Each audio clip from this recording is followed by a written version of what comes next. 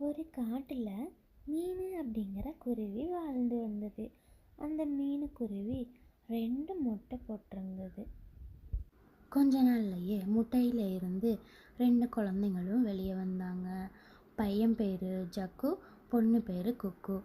அழகாக வாழ்ந்து வந்துட்டு இருந்தாங்க.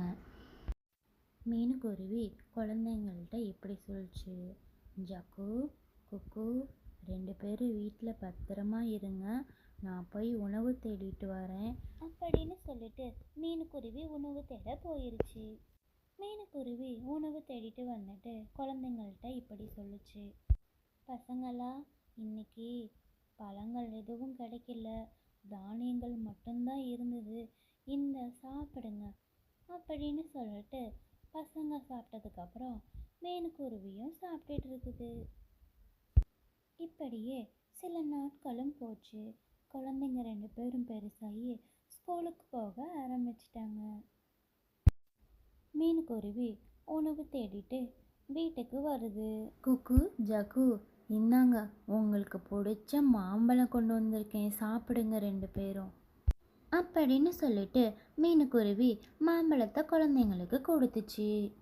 குக்குவும் ஜக்குவும் மாம்பழத்தை சாப்பிட்டு முடிச்சுட்டு இப்படி சொன்னாங்க: அம்மா, எங்கள் ஸ்கூலில் எல்லாத்தையும் வாட்டர் ஃபால்ஸ் கூட்டிகிட்டு போகிறாங்க அம்மா. நாங்களும் போகிறோம்மா, ப்ளீஸ் அம்மா. எங்களுடைய ஃப்ரெண்ட்ஸு எல்லாருமே போகிறாங்க அம்மா, நாங்களும் போகிறோம்மா.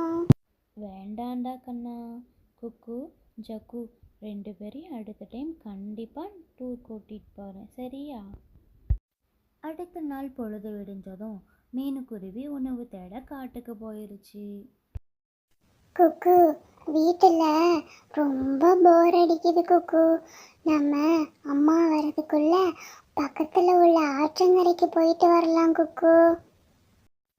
குக்குவும் ஜக்குவும் கடற்கரைக்கு பறந்து போகிறாங்க.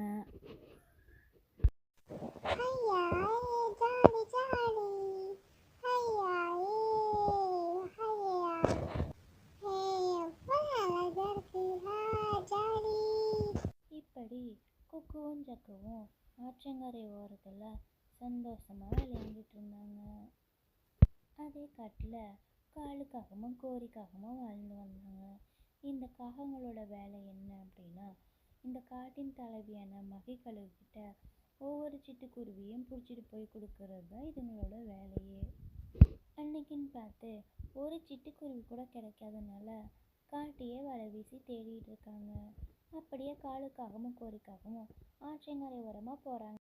குக்குவும் ஜக்குவும் விளையாடிட்டு இருக்கும்போது ஆற்றங்கரை ஓரமாக வந்த காலுக்காகவும் கோரிக்காகவும் குருவிகளை பார்த்துருச்சு. காலுக்காகவும் கோரிக்காகவும் குக்குவையும் ஜக்குவையும் பிடிச்சி ஒரு கூண்டில் அடைச்சி போட்டுருச்சு. அந்த காட்டில் வாழ்கிற லிசா அப்படிங்கிற குருவி உணவு தேடிட்டு திருப்பி வந்துட்டு இருந்தது. கடற்கரை ஓரமாக பறந்துட்டு இருக்கும்போது குக்குவையும் ஜக்குவையும் காலுக்காகவும் கோரிக்காகவும் கூண்டில் அடைச்சி வச்சிருக்கிறத பார்த்துருச்சு. மீனுக்குருவி குக்குவையும் ஜக்குவையும் காணோம் அப்படின்ட்டு அழுதுகிட்டு இருந்தது.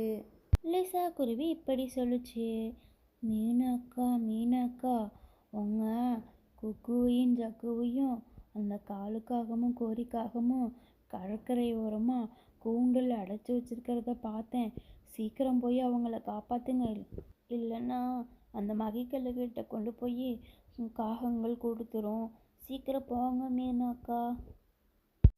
லிசா குருவி இப்படி சொன்னோன்னே உடனே மீனுக்குருவி கடற்கரையை பார்த்து பறக்குது. அங்கே எங்கே தேடியும் குக்குவையும் ஜக்குவையும் கிடைக்கவே இல்லை. ஆற்றங்கரை பக்கத்தில் குக்குவையும் ஜக்குவையும் காலுக்காகவும் கோரிக்காகவும் கூண்டில் அடைச்சி வச்சிருக்கிறத மீனுக்குருவி பார்த்துருச்சு. உடனே காலுவோடையும் கோரியோடையும் சண்டை போட ஆரம்பிச்சுது. சண்டையில் மீனுக்குருவிக்கும் கொஞ்சம் அடிபட்டுது. உடனே மீனுக்குருவி அங்கிருந்து தன் குழந்தைங்களை கூட்டிக்கிட்டு வீட்டுக்கு கிளம்பிருச்சு. இந்த காகங்கள்கிட்ட போட்ட சண்டையில் ஜெயிச்சது என்னமோ மீனுக்குருவி தான். காகங்கள் அடிபட்டு கீழே விழுந்துட்டாங்க. மீனுக்குருவிக்கும் அடிபட்டது. ஆனால் அந்த வலி அதுக்கு பெருசாக தெரிஞ்சுக்கல. ஏன்னா தன் குழந்தைங்களை காப்பாற்றின சந்தோஷத்தில் அதுக்கு வழியே தெரியல. கொக்கு எப்படி சொல்லுது? அம்மா, எங்களை மன்னிச்சிடுங்க. உங்க பேச்ச மீறி நாங்க ஆற்றங்கரைக்கு போயிருக்க கூடாது. ஆமாம்மா, எங்களை மன்னிச்சிடுங்க. எங்களால தானே உங்களுக்கு அடிபட்டுருச்சு. இனிமே நாங்க உங்க பேச்ச மீறி எதுவும் செய்ய மாட்டோம் அம்மா. சரிடா செல்லங்களா, அம்மாவுக்கு ஒன்றும் இல்லை, கொஞ்ச நேரம் தூங்குனா சரியாகிரும்.